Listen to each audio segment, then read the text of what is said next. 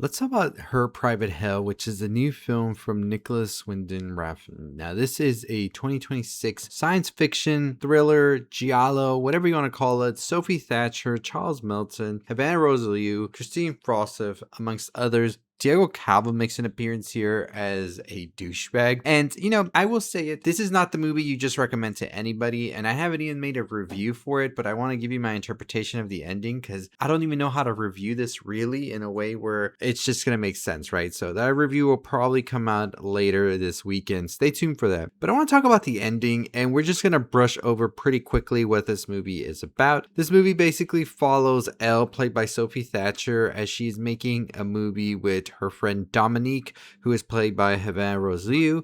There is a new girl here as well that joins the movie called Hunter, played by Kristen Froseth. And you also follow Charles Melton playing a character named Private K, who is looking for his lost daughter. Now, one of the things that is here in this movie is Leatherman. Now, Leatherman is this big muscular entity that wears leather and kills young women. And it is a thing that is sort of like a myth. It is like a rumor, campfire tale of sorts, but it's also a reality. There is this entity out here killing women. And Charles Melton's character is going to try and stop it, but also try to find his daughter. At the same time, Elle, Dominique, and Hunter are not safe because this entity is out here trying to kill young women, right? I really dug this movie because it is visually stunning. It has an incredible score. I thought some of the performances were really good, especially Charles Melton. I think that Sophie Thatcher has some great moments, and there is a line delivery from Havana Rosalieu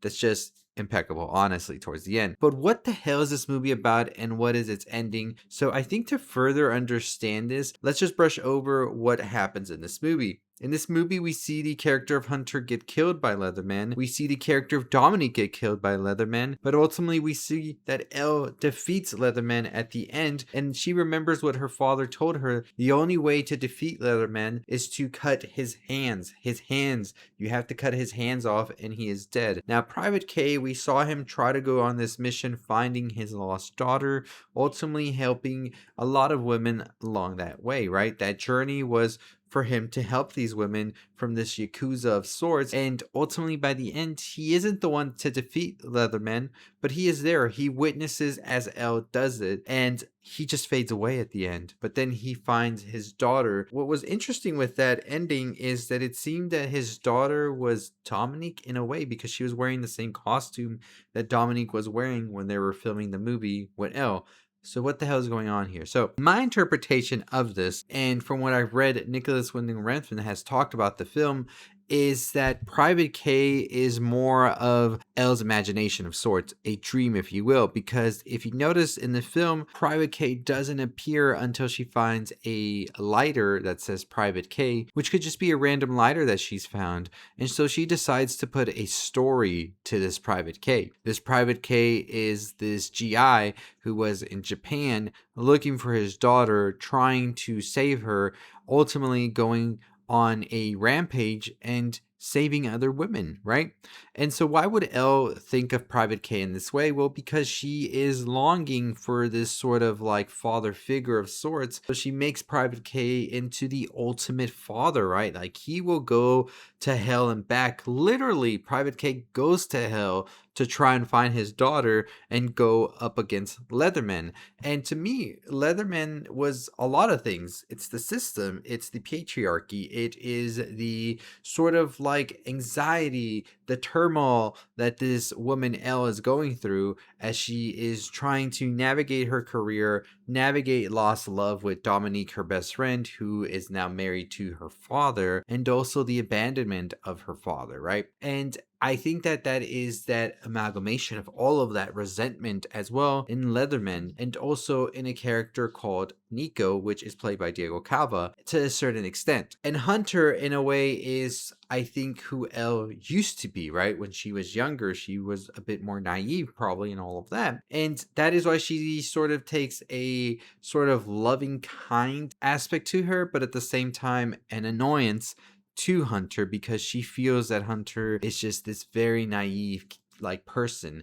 And so That's how I'm looking at this, especially when Nicholas has described this as an opera, a sort of fairy tale of sorts, and I feel like you shouldn't really take it in a literal sense. Now, that's not to say if you hated the movie that I'm telling you you shouldn't hate the movie, it's up to you. But reading more about what Nicholas had to say about it, I really do think that this was such a interesting way of him to put it, right? Because this is a movie that is following the character of Elle as she's navigating all of these different feelings, and it is a complex feeling that she has for her father, and the best way that she can sort of put it all together is by making Private K who she sort of wishes her father was, this person that will stop at nothing to save his daughter. And we ultimately see that Elle uses sort of the Private K alter ego to be able to go up against Leatherman and cut both of his hands off and stopping him once and for all. And I think the way that he has these diamonds on his hands and all of that just is more of the glitz and glamour that come with Hollywood and the system itself. And maybe this is what's been bringing Elle down for so long. And now she's able to finally take control of all of that and go up against him. And that is just because of the Private K story she had made up. So you can kind of see the film in that way where Elle is the reality and then we have Private K as the dream and a fantasy, and that's sort of how they kind of mesh together. And the reason that he was trapped in her mind of sorts, you could say, it all takes place in her mind, it all takes place in hell. You could see it in either way there. And Nicholas did talk about that in a interview as well, and I thought it was interesting to see it in that way. And I kind of got the vibe of that Private K was more like somewhere else, right? Like he wasn't in this reality because a lot of what was going on was starting to mesh with the reality we were seeing from Elle and Private K. It just wasn't lining up with the timelines. So I think that that's a very interesting way to see it, as Elle just having this resentment and dealing with all of these different emotions, from Dominique's betrayal to her father's abandonment, and Private K was just the best way to sort of go through all of these things and be able to persevere forward, because a lot of the times when Private K's moments were happening, Elle was asleep or she was just like out of it, right? And I think that is just because this Private K is her alter ego that just lives within and ultimately just comes out when she needs sort of that boost of sorts. But let me know what you thought about the ending. What did you think about the movie? There's more to probably explore here. Won't be able to get to it until I have a rewatch of it, because I think on a rewatch there's a lot more things to discover. But let me know what you thought about the movie. I will do a review for it. I do want to do a more explanation of it, because I think that a lot of these characters in here, such as Miss T and Miss S, are really the connecting tissues between the fantasy world and the reality. But we really need a second viewing to understand what exactly their purpose is. But on a surface level, I think that's the best way to really take the movie and appreciate it more, as Private K is just sort of Elle's alter ego and is who she would love to see her father be also. So it's kind of both in the same way. And I think that Nico and Elle as well are an interesting dynamic, because it's sort of her going against her father and his wishes because he's not really there for her. So dive deeper into that in another video, but I think we need a rewatch for that. But let me know what you thought about the film Her Private Hell, if you enjoyed it, and if you're going to be watching it one more time, maybe. I don't know. A lot of people in my theater walked out, but we're going to talk about that during the review, so stay tuned for that. But as always, I'll see you over next time. Hit the subscribe button, hit the notification bell. 50,000 subscribers is the goal. Let's get to it.